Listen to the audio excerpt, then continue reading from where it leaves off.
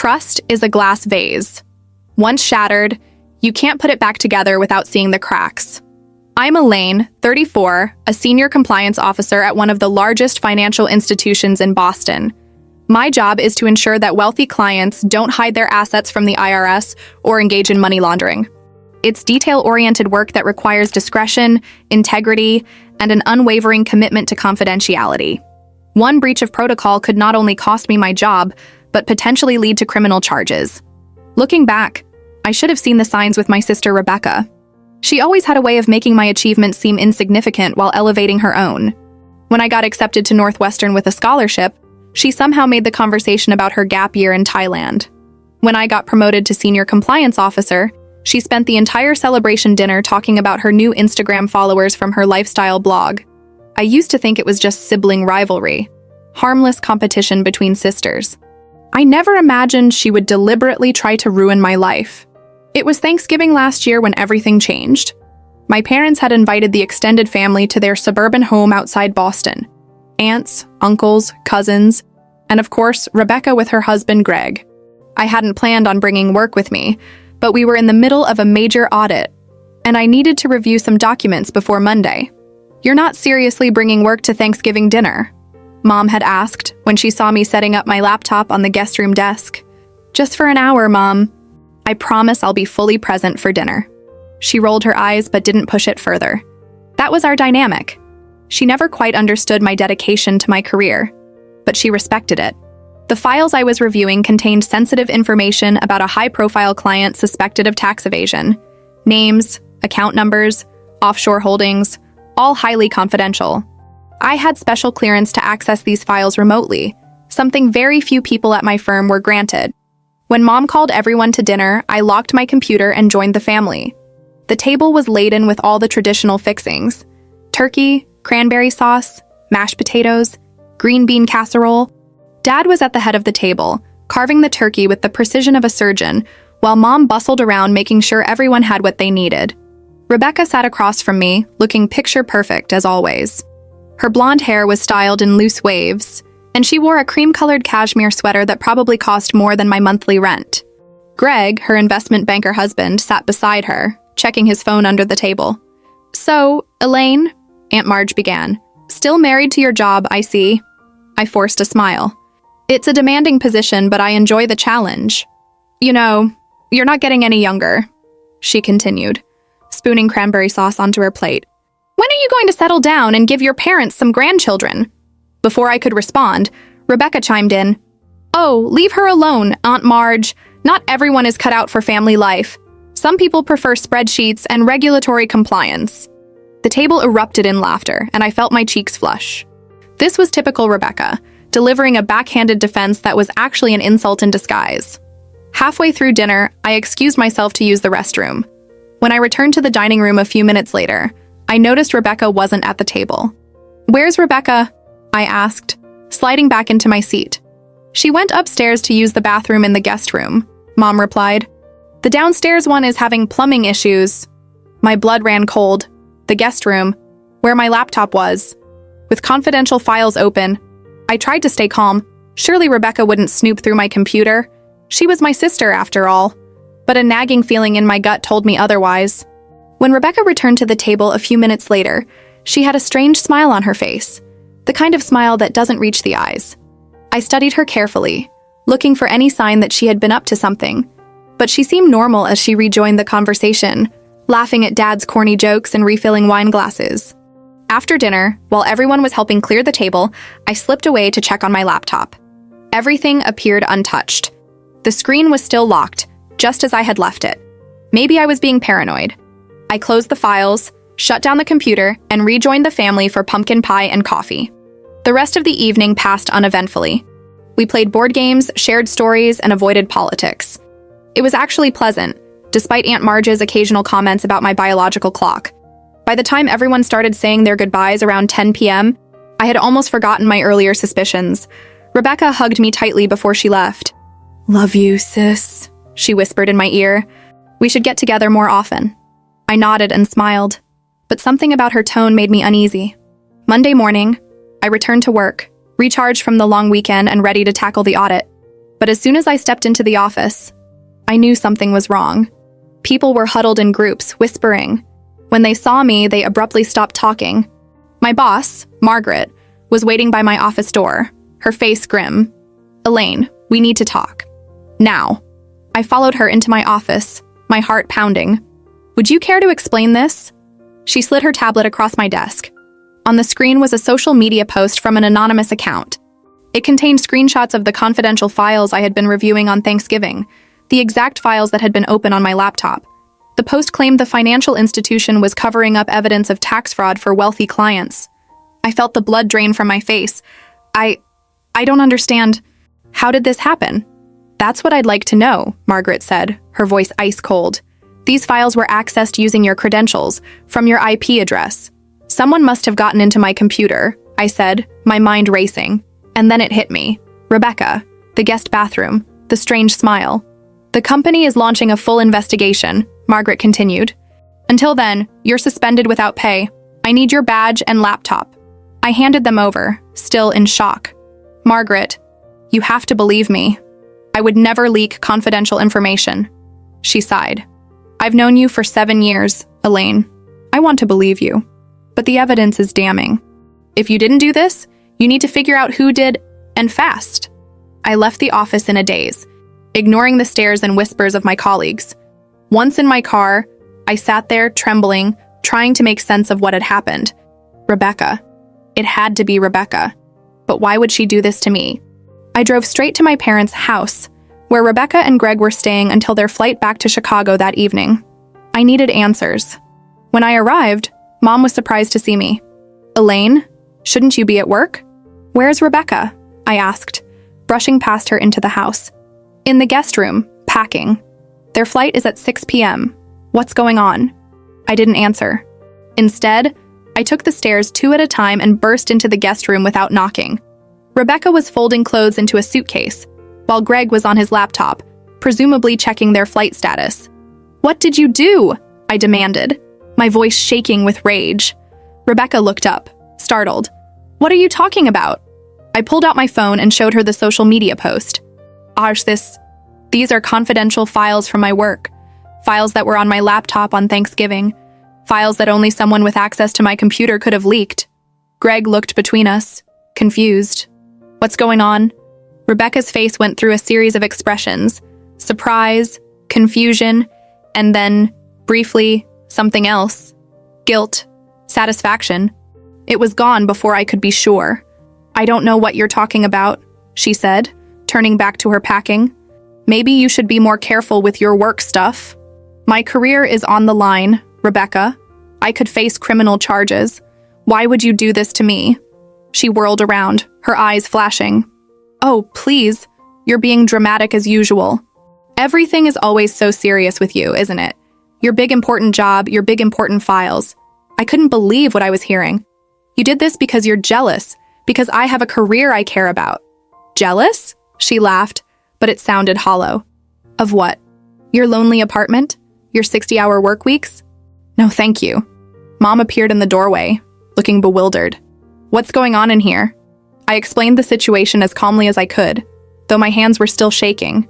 Mom looked at Rebecca, waiting for her to deny it, to offer some explanation. But Rebecca just shrugged and continued packing. "It was just some boring financial stuff," she finally said.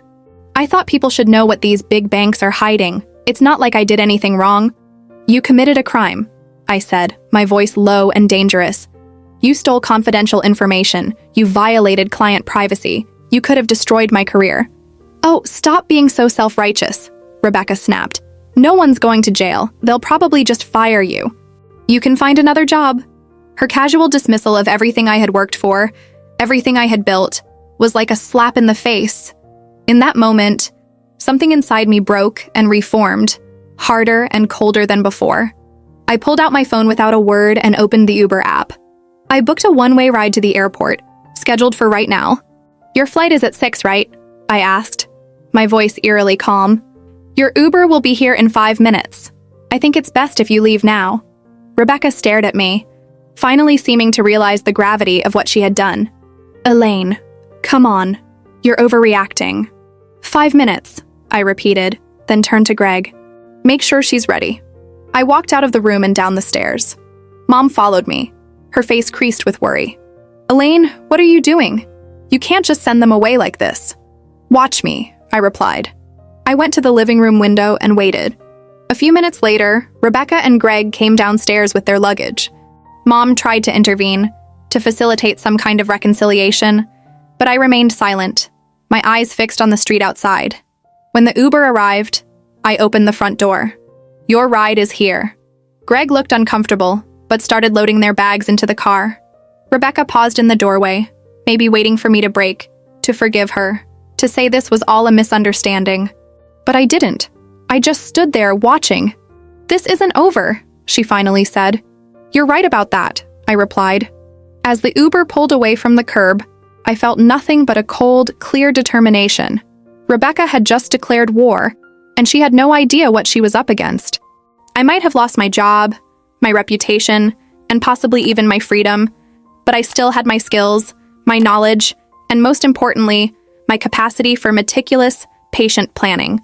She wanted to play games. Fine, but I wasn't going to play by her rules. I turned away from the window and pulled out my phone again. I had calls to make, plans to set in motion. Rebecca thought she had won, that she had finally put me in my place. She had no idea what was coming. The week following Rebecca's departure was the longest of my life. The investigation at work continued, with IT forensics combing through every byte of data on my computer. Meanwhile, I was stuck in limbo, not fired but not working either, just waiting. Mom called daily, alternating between defending Rebecca, she didn't understand what she was doing, and trying to broker peace. Family is all we have, Elaine. Dad was quieter, but clearly troubled. He'd always been proud of my career, and the thought that it might all come crashing down seemed to age him overnight. I didn't have the luxury of family drama. I was in survival mode. First, I hired Stuart Blackwell, one of the top employment attorneys in Boston. He wasn't cheap. His retainer alone was most of my emergency savings, but I needed the best. If the company decided to make an example of me, I could face not just termination but potential criminal charges. The good news, Stuart said during our first meeting, is that you reported the breach immediately. The bad news is that you were responsible for safeguarding that information. So even though I didn't leak it, I could still be held liable. He nodded, his expression grave. Negligence can be just as damaging as intent in these cases. But let's focus on proving you weren't the one who leaked the files. That's where my compliance training kicked in. I knew how to build a case, how to follow the evidence trail, and I knew exactly where to start. While my computer had been confiscated, I still had my personal iPad. I pulled up the Find My Device app and checked the location history for my phone on Thanksgiving. It showed I had been downstairs during the time Rebecca claimed to be using the upstairs bathroom, the guest bathroom next to the room where my laptop was. Next, I contacted our family's internet provider. As I suspected, my parents' router kept logs of devices connecting to their network. With a little technical help from a former colleague who owed me a favor, I obtained the logs for Thanksgiving Day. There it was. Rebecca's phone had connected to the upstairs Wi-Fi extender around the same time she had supposedly gone to use the bathroom. The logs showed significant data transfer during that 3-minute window, but the smoking gun came from an unexpected source: my parents' home security system, which they had installed last year after a break-in down the street. I hadn't even thought about it until Dad mentioned checking the footage after Mom misplaced her favorite earrings. The system included indoor cameras in the hallways, not in the bedrooms or bathrooms for privacy, but there was one that covered the upstairs hallway. I asked Dad to send me the footage from Thanksgiving evening, and there she was, Rebecca, leaving the bathroom and then slipping into the guest room where my laptop was set up. She stayed there for almost 2 minutes before hurrying back downstairs. The timestamp matched perfectly with the Wi-Fi logs. I sent everything to Stuart, who was impressed with my thoroughness. "This is compelling evidence," he agreed, "but we need to understand her motive. Why would your sister do this to you?" That was the question that kept me up at night. I had always known Rebecca was competitive, even jealous at times, but this level of sabotage seemed extreme, even for her. The answer came from an unlikely source: Instagram. Rebecca was a self-proclaimed lifestyle influencer with about 30,000 followers. Not exactly a Kardashian, but enough to score some free products and the occasional paid post. I rarely looked at her social media, Her curated perfection made me roll my eyes, but now I scrolled through months of posts. The picture that emerged was troubling. Behind the perfectly arranged brunch photos and casual shots of her and Greg on their deck, there were signs of financial strain. References to budget-friendly alternatives and making smart financial choices. A gradual shift from designer labels to affordable brands, always with captions about mixing high and low. And then, about 2 months before Thanksgiving, she had announced a new venture, a financial advice podcast called Wealthy Sister. The irony was palpable. I dug deeper. A quick search of property records showed that Greg and Rebecca had taken out a second mortgage on their Chicago condo 6 months ago. A business filing revealed that Greg had left his investment banking job to start a financial consulting firm, which appeared to have exactly 0 clients. They were desperate for money and attention, and what gets more attention than a financial scandal? The pieces were falling into place, but I needed more than theories. I needed proof that Rebecca had been the one to post the confidential information. Thankfully, the anonymous social media account had made a crucial mistake. When posting the screenshots of the confidential files, they hadn't fully redacted the metadata. A tech-savvy friend from college helped me extract the hidden information, which included the device ID of the phone used to take the pictures. I couldn't match it directly to Rebecca's phone, but I could prove it wasn't mine. And more importantly, I could prove it was a model of phone that Rebecca owned, a fact verified by her countless mirror selfies tagged with "shot on iPhone 13 Pro Max." It was enough for Stuart to take to my company's legal team. 3 weeks after the incident, I was called back to the office for a meeting with Margaret, the head of HR and the company's general counsel. "We've reviewed the evidence you provided," the general counsel began, "along with our own forensic analysis. We're satisfied that you were not responsible for the leak." Relief flooded through me, but it was short-lived. "However," Margaret added, "there's still the matter of you allowing unauthorized access to confidential information, even if it was inadvertent." My heart sank. They weren't firing me, but they weren't letting me off the hook either. "We're placing you on probation for 6 months," HR explained. "And during that time, you'll be reassigned to the regulatory compliance team, away from client data. After the probationary period, we'll reassess." It was a demotion, plain and simple, lower pay, less responsibility, and a black mark on my record. But at least I still had a job. "There's one more thing," the general counsel said. "We're pursuing legal action against the person who leaked the information. Your sister, I believe." I nodded, a cold feeling settling in my stomach. "We'll need your continued cooperation. This kind of breach cannot go unpunished." As I left the meeting, I felt conflicted. On one hand, I was relieved to have kept my job, even in a reduced capacity. On the other hand, the thought of my sister facing legal consequences gave me no pleasure. Despite everything, she was still family. But that conflict didn't last long. When I got home that evening, I had 3 voicemails from my mother, each one more frantic than the last.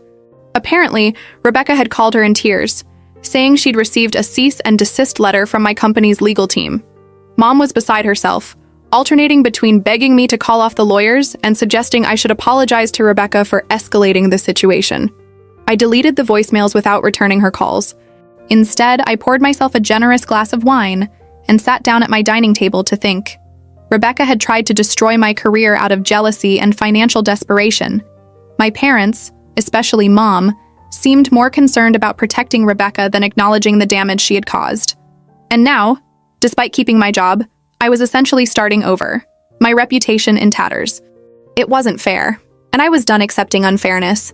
The next morning, I called Stuart again, this time with a different request. I want to understand exactly what kind of legal exposure my sister has. Not just from my company, but personally, from me. Stuart outlined the possibilities.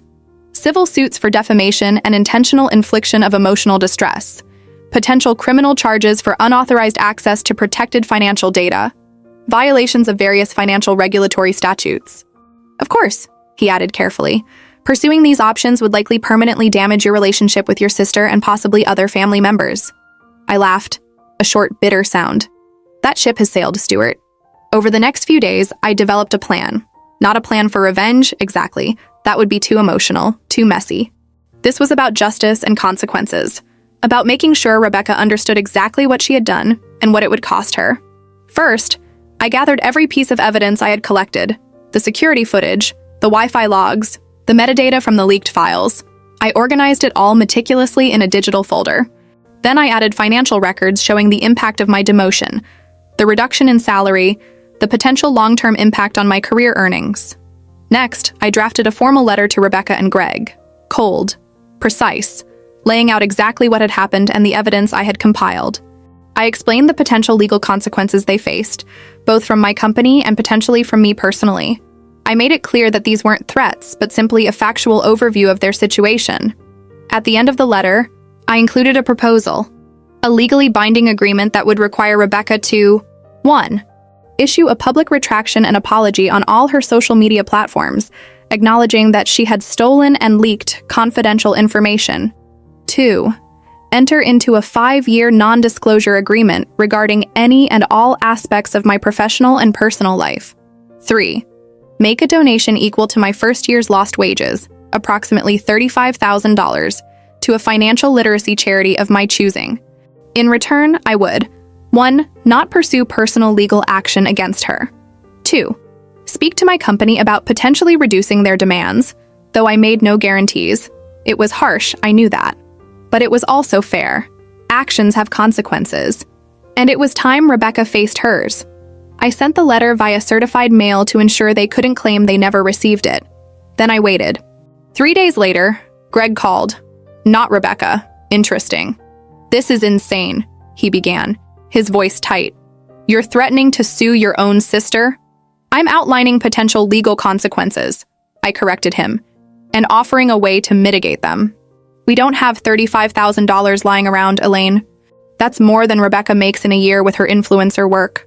I felt a flicker of satisfaction at the confirmation of their financial struggles.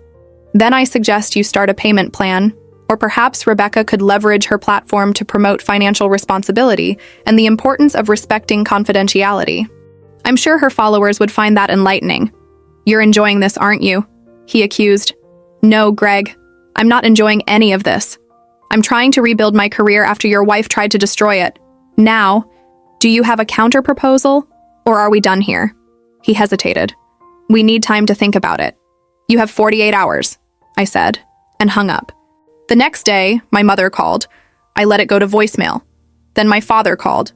Then my aunt, my cousin, even my grandmother. Apparently, Rebecca had mobilized the entire family to pressure me into backing down. I didn't answer any of their calls. Instead, I sent a group email. I understand Rebecca has reached out to many of you regarding the current situation. While I appreciate your concern, this is a legal matter between Rebecca and myself that stems from her deliberate attempt to damage my career. I ask that you respect my decision to handle this privately and professionally. I love you all, but I will not be discussing this further. Then I blocked their numbers, just for the weekend. I needed peace to prepare for what was coming next.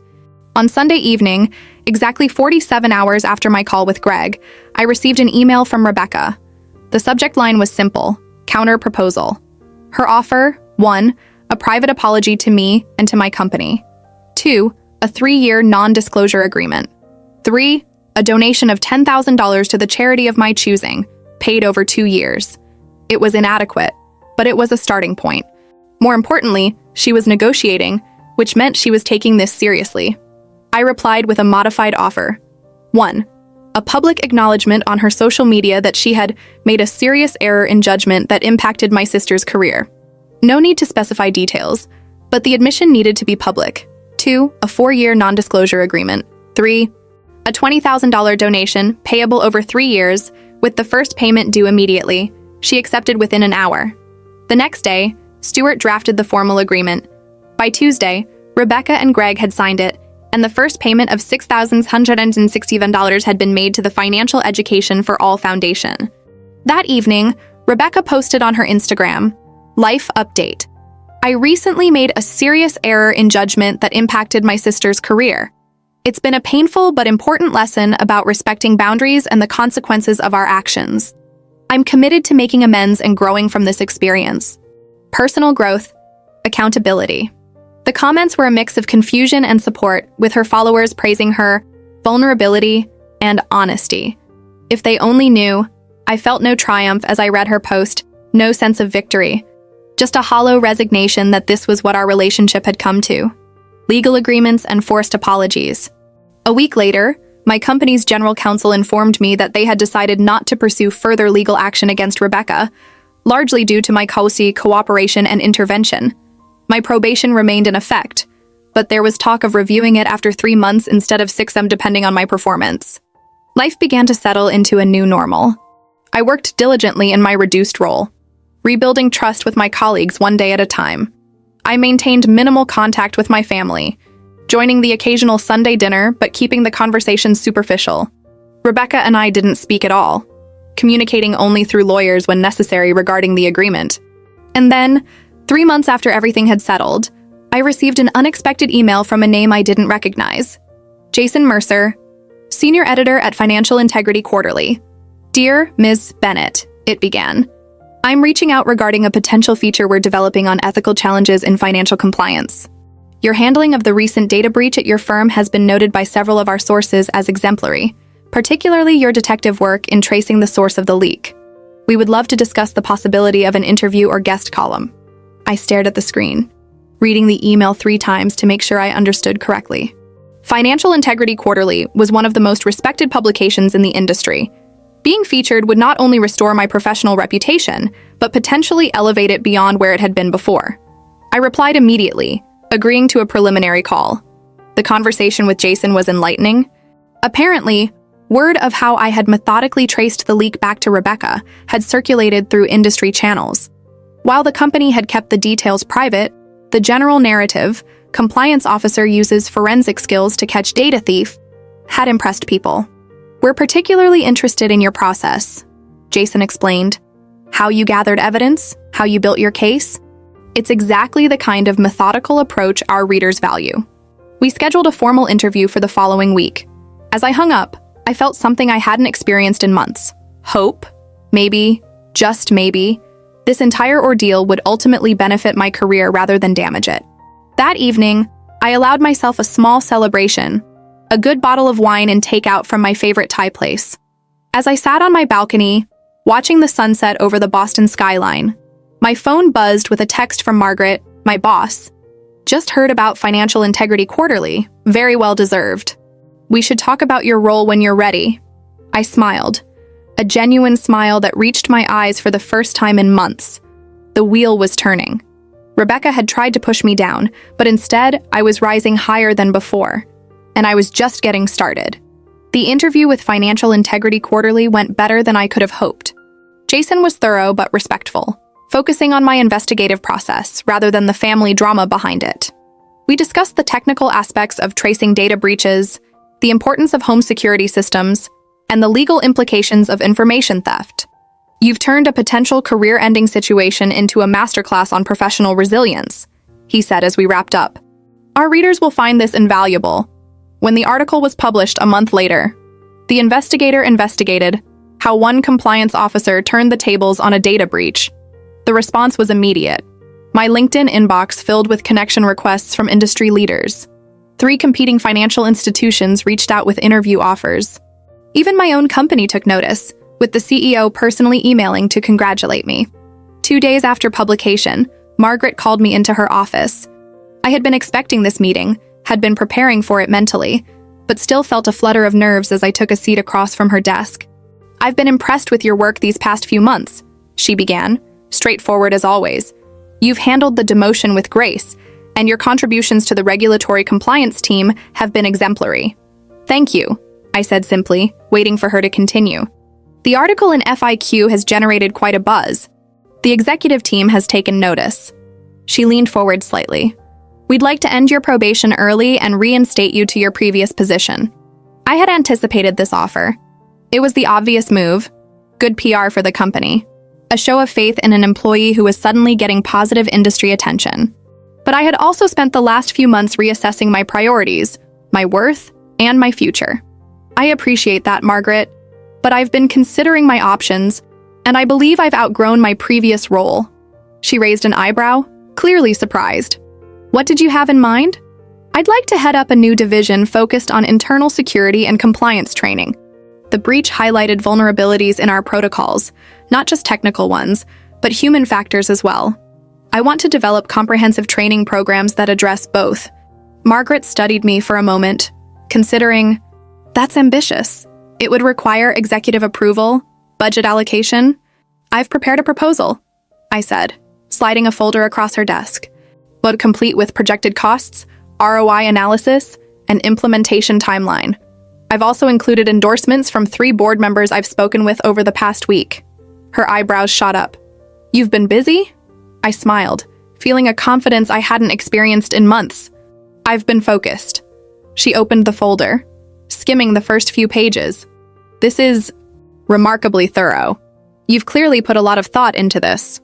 I have, and I should mention, I've received offers from Meridian Financial and Boston Trust, both for director-level positions with salary packages significantly above my previous compensation here. It wasn't a threat, just a statement of fact. I was no longer the desperate employee fighting to save her job. I was a valuable asset with options. Margaret closed the folder and regarded me with newfound respect. Let me take this to the executive team. I can't make any promises, but I think they'll be interested. Thank you. I look forward to hearing their thoughts. As I left her office, I felt a surge of satisfaction. 6 months ago, I had been devastated. My career in shambles. Now I was negotiating from a position of strength, with multiple paths forward. The irony wasn't lost on me. None of this would have happened if Rebecca hadn't tried to destroy me. Speaking of Rebecca, our communication remained strictly limited to the terms of our agreement. She had made the required payments on schedule and had honored the non-disclosure clause. Her social media presence had evolved, moving away from the superficial lifestyle content toward more thoughtful posts about authentic living and meaningful relationships. Whether this represented genuine growth or just a rebranding strategy, I couldn't say. My parents had eventually stopped trying to broker reconciliation, accepting that the relationship between their daughters had fundamentally changed. Sunday dinners continued, but Rebecca was never present when I attended, an arrangement that suited me fine. Life had found a new equilibrium, and I was at peace with it. Or so I thought, until the email arrived. It was a Tuesday evening, 3 weeks after the FIQ article was published. I was working late, finalizing the details of my new role. The executive team had approved my proposal with minimal changes, and I was set to begin as Director of Security Compliance Training the following month. The email came from an unfamiliar address, but with a subject line that caught my attention immediately. Rebecca Bennett, Financial Irregularities. My first instinct was to delete it as spam or possibly a phishing attempt. But curiosity won out, and I opened it. Mrs. Bennett, my name is Daniel Kaplan. I'm a forensic accountant with the IRS Criminal Investigation Division. I recently read your article in Financial Integrity Quarterly and was impressed by your investigative approach. I'm contacting you regarding your sister, Rebecca Bennett, and her husband, Gregory Miller. Their names have emerged in connection with an ongoing investigation into potential tax fraud and misrepresentation of assets. Given your professional background and personal connection, I believe you may have insights that could be valuable to our investigation. If you're willing to discuss this matter, please contact me at the secure number below. This communication is confidential. Regards, Daniel Kaplan, CPA, CFE Special Agent, IRS Criminal Investigation. I read the email 3 times, my mind racing. The IRS was investigating Rebecca and Greg for tax fraud? My first thought was that it must be related to the leaked financial documents, but that wouldn't make sense. Rebecca wasn't the one hiding assets in that case. She was the one exposing them. This was something else. Something potentially more serious. I did a quick verification check on Daniel Kaplan and confirmed he was indeed a special agent with the IRS. This wasn't a scam. After careful consideration, I called the number provided. Mr. Kaplan, this is Elaine Bennett returning your call. Ms. Bennett, thank you for responding promptly. His voice was measured, professional. As I mentioned in my email, we're conducting an investigation that involves your sister and brother-in-law. Before we proceed, I should clarify that you're not under any obligation to speak with me, and anything you share could potentially be used in an investigation. I understand, I replied. What exactly is this about? We've been tracking a pattern of suspicious financial activity linked to a consulting firm registered to Gregory Miller, with Rebecca Bennett listed as the CFO. The firm appears to be engaged in what we call fee stacking, essentially charging clients for services never rendered, and then moving those funds through multiple accounts to obscure their origin. My stomach tightened. This sounded serious. Criminal, even. We became aware of this during a routine audit of one of their clients. Kaplan continued. Further investigation revealed discrepancies dating back approximately 18 months. The amounts involved are substantial. And what information do you think I could provide? I asked carefully. You're a compliance officer with a proven track record of identifying financial misconduct.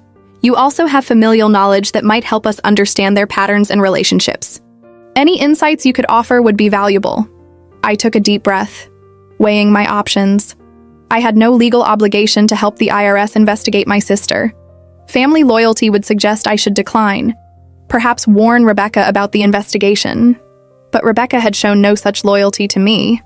And if she and Greg were indeed committing tax fraud, they were not only breaking the law, but potentially harming innocent clients. I'll need some time to consider this, I said finally. Of course.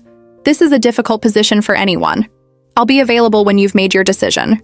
After hanging up, I sat motionless at my desk, processing. The timing was suspicious. Was this investigation somehow connected to the leaked documents incident? Had my article in FIQ inadvertently drawn attention to Rebecca and Greg? I opened my laptop and began searching for information on Greg's consulting firm, GRM Financial Advisors.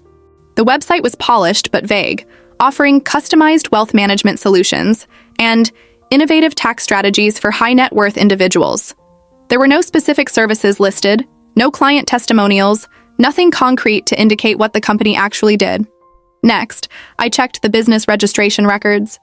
GRM Financial had been incorporated 18 months ago, right around the time Rebecca and Greg had taken out the second mortgage on their condo. The timing aligned with what Agent Kaplan had mentioned. I dug deeper, accessing financial databases through my work credentials. Nothing obviously suspicious appeared, but then again, if they were engaged in the kind of scheme Kaplan described, the evidence wouldn't be easily visible. What troubled me most was that Rebecca was listed as the CFO. This wasn't just Greg's operation. She was actively involved, presumably handling the financial aspects given her role, which meant that if there was fraud occurring, she was directly complicit. The question now was what to do with this information. Part of me, a small, vindictive part that I wasn't proud of, felt a certain satisfaction. After what Rebecca had done to me, there was a poetic justice in her facing consequences for her own financial misdeeds. But another part of me, the part that still remembered building sandcastles with her at the beach when we were children, felt a deep sadness. How had we ended up here? I decided to sleep on it. This wasn't a decision to make hastily. The next morning, I woke up with clarity. My professional ethics and personal integrity pointed to only one reasonable course of action. I called Agent Kaplan and agreed to meet with him later that week. The meeting took place in a nondescript federal building downtown. Kaplan was a serious man in his 50s, with reading glasses perched on his nose and a methodical way of speaking that reminded me of my favorite professor in college. I appreciate your willingness to speak with us, Ms. Bennett, he said as we sat down in a small conference room. Another agent, introduced as Maria Vasquez, sat beside him, taking notes. I want to be clear about my motivation, I began. I'm here because if there's financial fraud happening, it should be stopped. But I also want to understand how this investigation started and whether it's connected to the incident with my sister that was mentioned in the FIQ article. Kaplan shook his head. The investigation predates that article by several months. We began looking into GRM Financial after flagging unusual patterns in the tax filings of one of their clients. The client claimed substantial consulting fees as business expenses, but when audited, couldn't provide any evidence of services received. That was somewhat reassuring, though it didn't change the gravity of the situation. Over the next 2 hours, I answered their questions as honestly as I could. No, I wasn't involved in Greg and Rebecca's business. No, they hadn't discussed their clients or financial strategies with me. Yes, I was aware they had taken out a second mortgage recently. Yes, their lifestyle seemed to exceed what I would expect given their known income sources. When we were nearly finished, Kaplan slid a folder across the table. We've obtained these records through subpoenas. They show transfers from GRM Financial to a series of shell companies, and eventually to personal accounts controlled by your sister and brother-in-law. The money originates from client fees. I reviewed the documents carefully. The paper trail was complex but clear once you knew what to look for. Clients paid GRM for strategic consulting services. GRM then paid various LLCs for subcontracted work. Those LLCs, which appeared to exist solely on paper, then paid dividends to Rebecca and Greg as the beneficial owners. It was sophisticated enough to fool a casual observer, but not sophisticated enough to withstand serious scrutiny. And the amounts were staggering. Over $1.2 million in the past year alone. This is substantial. I said finally, closing the folder. It is, and it's why we're pursuing this aggressively, Kaplan replied. We believe Mr. Miller and Ms.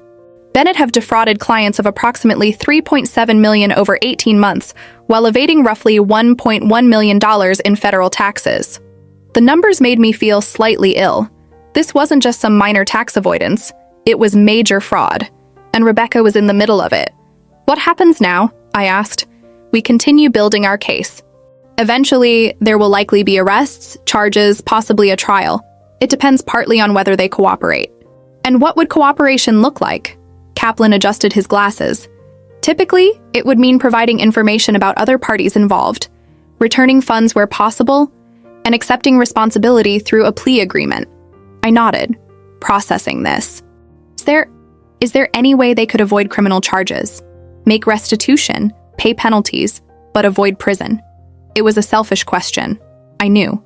Not because I was particularly concerned about Rebecca and Greg's freedom, but because I dreaded the family fallout, the media attention, the inevitable questions about whether I had turned in my own sister. That would depend on many factors, Kaplan said carefully. The extent of cooperation, the total amounts involved, whether they've engaged in other criminal activity. But in cases of this magnitude, some form of criminal consequence is likely. As I left the meeting, I felt a heavy weight of responsibility. I hadn't initiated this investigation, but I had now contributed to it. Rebecca and Greg would likely face serious consequences, potentially even prison time. And while they had brought this on themselves through their actions, I couldn't help feeling partially responsible for what would happen next. That evening, I received an unexpected text from Rebecca. Heard you got a big promotion. Congratulations. Maybe we could meet for coffee sometime? Try to move forward. The timing was eerie, almost as if she sensed the walls closing in and was making a desperate attempt at reconciliation. Or perhaps it was genuinely coincidental, a sister reaching out after months of silence. Either way, I couldn't bring myself to respond. Not yet. Not until I had processed everything and decided what my next steps should be. The following week, I started my new position as Director of Security Compliance Training.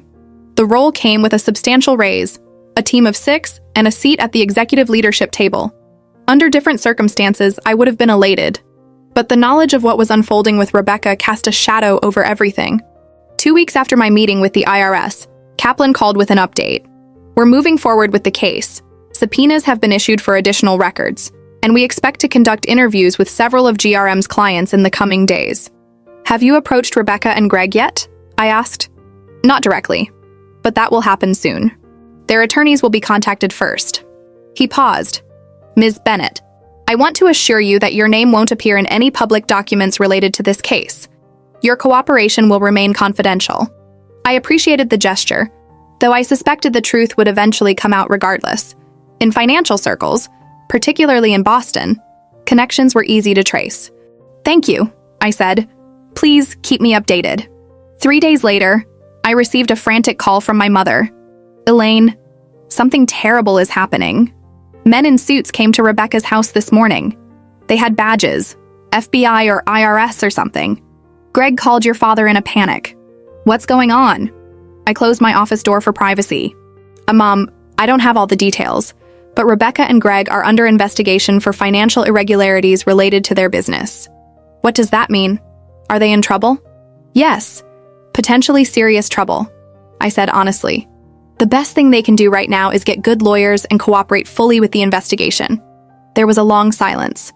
Then, in a quieter voice, did you have something to do with this, Elaine? The question stung, even though I had anticipated it. The investigation was already underway before I knew anything about it. But when I was contacted by investigators, I answered their questions truthfully. Another long pause. I see. Mom, if Rebecca and Greg have done what they're accused of, they've stolen millions of dollars and evaded taxes. That's not something I could or would cover up, even for family. No, I suppose you wouldn't, she replied, and the resignation in her voice made it clear which side she had chosen. Again. The next few days were a blur of family drama playing out via text messages and voicemails. Rebecca accused me of orchestrating the investigation as revenge. Greg's parents called to berate me for destroying their son's life. Even my father, usually my strongest advocate, questioned whether I could have found a way to warn them before things escalated. Through it all, I maintained my professional composure at work while privately wrestling with doubt, guilt, and anger. Had I done the right thing? Could I have handled it differently? Was this justice? Or had I crossed a line into vengeance? Then came the email that changed everything once again. It was from an anonymous account, with a subject line that simply read, Rebecca and Greg. The body of the email was brief. Thought you should see this. Not everyone they hurt was rich. Attached was a PDF, a complaint filed with the state securities regulator by an elderly couple named James and Martha Wilson. They had invested their entire retirement savings, $450,000, with GRM Financial on the promise of guaranteed returns and tax-free growth. Now the money was gone, and Greg was claiming it had been lost in market downturns, despite his earlier guarantees. The Wilsons were not wealthy investors who could absorb such a loss. They were retired school teachers who had spent decades saving for their retirement. Now, in their 70s, they were facing financial ruin. I sat back in my chair, a cold clarity washing over me. This wasn't just about tax evasion or accounting tricks. Real people, vulnerable people, had been hurt, and Rebecca had been part of it, knowingly or not. Any lingering doubt or guilt I felt about cooperating with the investigation evaporated. Some lines couldn't be uncrossed. Some actions couldn't be forgiven. Rebecca and Greg had made their choices, and now they would face the consequences. I forwarded the complaint to Agent Kaplan with a brief note, "You might want to look into this." Then I blocked Rebecca's number, along with Greg's and, for the time being, my parents'. I needed space to process everything without the constant barrage of accusations and guilt trips. That night, I sat on my balcony with a glass of wine, watching the city lights flicker on as dusk settled over Boston. 6 months ago, I had stood at this same spot, devastated by what Rebecca had done to my career. Now I was watching from afar as her life unraveled, not from my actions, but from her own. The wheel had indeed turned, faster and more dramatically than I could have ever anticipated. And while I took no joy in her downfall, I recognized the symmetry of it all, the perfect, implacable balance of cause and effect, action and consequence. The sister who had tried to destroy me had, in the end, destroyed herself. The investigation moved swiftly after the Wilson-Zakal complaint came to light. Within 2 months, the full extent of Rebecca and Greg's scheme was exposed. They had defrauded not just wealthy clients, but dozens of retirees and small investors, people who trusted them with their life savings. The day of their arraignment, I watched the news coverage from my office, the volume low. Rebecca looked smaller somehow, her designer clothes replaced by a conservative navy suit, her once perfect hair pulled back severely. Greg stood beside her, ashen-faced. They both pleaded not guilty to all charges: wire fraud, tax evasion, securities fraud. My phone buzzed with a text from my father. "They're setting a trial date. Rebecca's asking for you. Will you at least talk to her?" I didn't respond immediately. Part of me wanted to maintain the wall I'd built, to protect myself from further manipulation. But another part, the part that remembered the sister who had once bandaged my skinned knees and taught me how to apply eyeliner, wondered if there was anything left to salvage. After careful consideration, I agreed to a supervised visit at the attorney's office. When I arrived, Rebecca was alone in the conference room, looking worn and defeated. "Thank you for coming," she said quietly as I took the seat across from her. I nodded, but said nothing. "I suppose you're enjoying this," she began, a hint of the old bitterness in her tone. Seeing me brought down, "No," I replied evenly. "I take no pleasure in any of this, Rebecca, especially not in what happened to people like the Wilsons." She flinched at the name. "You don't understand. It wasn't supposed to be like this. It started small, just a few accounting tricks to help the business get off the ground. Then it snowballed, and you never thought to stop it, to come clean. How could I?" Her voice cracked. "By the time I realized how deep we were, it was too late. And then after what happened with your job, when you forced me to sign that agreement and pay all that money," she trailed off, perhaps recognizing how hollow her justification sounded. "So this is my fault?" I asked, not angry but genuinely curious about her reasoning. "No," she admitted after a long pause. "It's mine. All of it. What I did to you at Thanksgiving, what Greg and I did to our clients. I've been so focused on appearing successful that I lost sight of actually being a good person." Tears welled in her eyes. "I don't expect you to forgive me. I just wanted you to know that I understand now what I did to you. And I'm sorry." It wasn't the vindication I had once craved, just a sad acknowledgement of how far we had fallen. Two sisters who had once been inseparable, now separated by choices that couldn't be undone. What happens now? I asked. My lawyer says with a guilty plea and full cooperation, I might get 5 to 7 years. Greg's looking at more. She wiped her eyes. I've agreed to forfeit everything, the condo, our savings, my jewelry. It won't cover all the money we took, but it's something. I nodded, feeling an unexpected sense of closure. I hope you find peace, Rebecca. 3 weeks later, the headlines announced that Rebecca and Greg had changed their pleas to guilty, accepting a deal with prosecutors. The news cycle moved on, but the family wounds remained. My parents eventually reached out, cautiously at first, then with growing warmth as they came to terms with what had happened. They had visited Rebecca in prison, found her changed, humbled. It would take time, they said, but perhaps someday we could all heal. I wasn't sure about that, but I was open to the possibility. Meanwhile, my career continued to flourish. The security compliance program I developed became a model in the industry, and I was invited to speak at conferences across the country. My experience had given me unique insights into both the technical and human aspects of financial security. 1 year after Rebecca's sentencing, I received a letter from her. Inside was a handwritten note and a small, worn photo of the two of us as children, building sand castles on Cape Cod. I'm taking responsibility for my choices, she wrote. Working with the recovery fund for our victims. Teaching financial literacy classes here. Trying to balance the scales, even if they can never be fully balanced. I know we can't go back, but I hope someday we might find a way forward. With love, despite everything, Rebecca. I placed the photo on my bookshelf, a reminder of what was lost and what might, with time and effort, be rebuilt. That evening, standing on my balcony overlooking the city I now viewed with different eyes, I reflected on the journey. From that Thanksgiving when I watched Rebecca leave in an Uber, to this moment of tentative peace, the path had been neither straight nor easy. I had learned that justice and vengeance, while often confused, are fundamentally different. Justice seeks to restore balance. Vengeance merely perpetuates pain. I had sought the former and, in the process, found something unexpected. The strength to move forward without being defined by what others had done to me. The betrayal that had nearly destroyed my career had ultimately revealed my resilience. And perhaps someday, it might even lead to a new kind of relationship with my sister. One built not on competition or resentment, but on the hard-won wisdom that comes from falling, getting back up, and finding a way forward. Not today, perhaps not tomorrow, but someday. And for now, that possibility was enough.